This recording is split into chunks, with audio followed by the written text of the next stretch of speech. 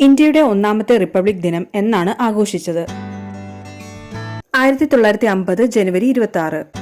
2024 India എത്രാമത്തെ republic ദിനമാണ് ആഘോഷിക്കുന്നത്? 75ാമത്. 2024 റിപ്പബ്ലിക് ദിനത്തിലെ മുഖ്യ അതിഥി?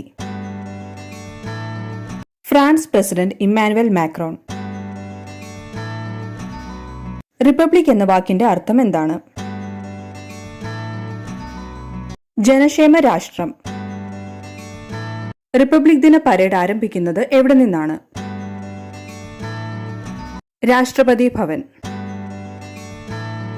റിപ്പബ്ലിക് ദിന പരേഡിൽ സല്യൂട്ട് സ്വീകരിക്കുന്നത് ആരാണ്?